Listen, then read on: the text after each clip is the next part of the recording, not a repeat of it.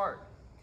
So driving the knee in and the responses that a lot of time it solicits. So it gets a lot of different responses. Historically, driving the knee, well, not even driving the knee, I just say inserting the knee, and this is the way it was always explained to me, was hip escape, create your space, make your frames, insert the knee. Insert the knee, which it kind of causes some distortion of thought. Insert the knee is just that. When I tell you to insert the knee, you think just that. Insert the knee. Well, then what do? We insert the knee, and the knee is there, and then we start working to try to get into half guard, and most of the time, that involves some sort of lifting after that. Once you get the knee in, now we've got to lift them to some degree to get to half guard, or I got to lift them and push away enough to get my other leg through to get to full guard, or I'm going to butterfly or something. It also causes, when you insert the knee, it also causes a very unique response from that person too, which is most of the time, his natural reaction is going to be to push into you. He chases you. He'll chase you from the outset. The chase begins right here. That's the chase. He's going to chase. Okay? Even when the knee goes in, so I get up, boom, and the knee's in, he's going to chase and be aggressive trying to get past that knee and elbow connection to the point that he settles in on you and he kills it. Because when I bridge and go away, I got the knee in and I'm just kind of just sitting here trying to lift him and get back inside. So what it causes is for him to stay aggressive and to stay pushing forward, to keep pushing the action. Something very interesting started happening when I would insert the knee and drive. They ran away. It was really, really crazy. They would either kick around the head or they would hit a reset altogether, back out, and start looking to pass to the other side, like a complete open guard passing sequence. Not even giving me the option to secure half guard or whatever, especially if it was no-gi. So when I went under,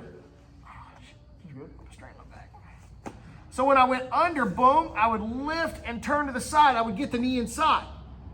The second the knee came inside and met the elbow, and they were trying to go around the head or move, and I started pushing and driving into them, most of the time that caused this reaction. Pop, back away, reset, grab the feet, actively passing open guard. It was really, really strange how forcing the knee in and chasing him with the knee became such a change of pace for the game. Okay? Why does it do that? Well, a couple reasons. The biggest being that the minute I insert just the apex of the knee right here on this side, if it's at the elbow, he feels that right away.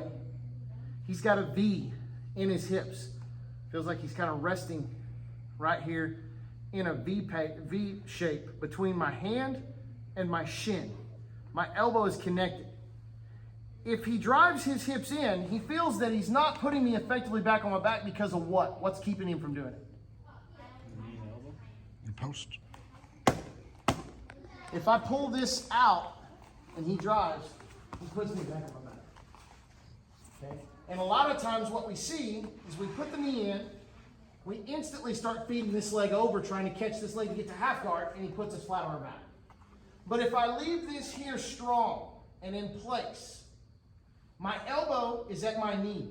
He's not going to cave that frame in. It's not going to happen. And this stays back behind me as an active post, and I'm pushing off of the shoulder, and I'm pushing off of the hip, and I'm driving into him. He has to figure out some other way. Most of the time, it's going to be to do a violent hip switch, which is okay because he just dropped himself on my leg. I can transfer my hand to the other side of the hip, or I can simply frame out, bring the knees back up, and come in. Or he's just going to pop up. Most of the time, they'll pop up, back away, and try to hit some sort of a speed passing sequence. Leg drag, something like that. Okay? So here, bridge, out, boom. Once I drive it in, I'm not going to just stop and leave it here. I'm going to keep driving. He pops up. Now we're into this thing. Pretty common. Okay? He has one of two choices.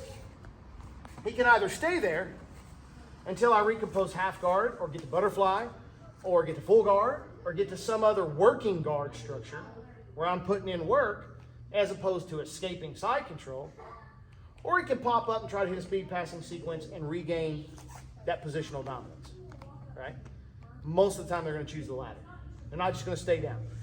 I would actually submit to you that farther down the ranks, more entry-level grapplers will probably try to do the whole, I'm just gonna try to pin you, hold you there. Higher you go up the ranks, they're gonna realize you've escaped effectively. They're gonna pop up. They're gonna try to transition to some other form of effective pass. Okay. At very best, they're gonna want to maintain their position of dominance positionally over the top of you, because they don't want you to get to a working guard structure. Okay. So the key here is to remember, foot goes down. We're going to drive that knee aggressively and pursue our opponent.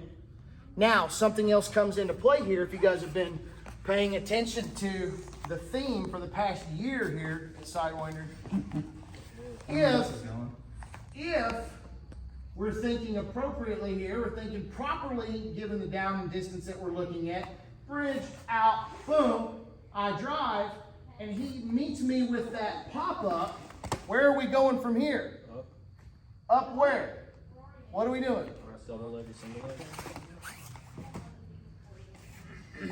Right? We're not going to just sit there and most likely, now, I mean, we may want to transition to a working guard. That's for wieners.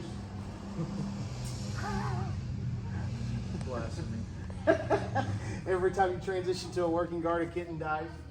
Or, I don't like it. I don't care. You can throw all the insults you want at me, man.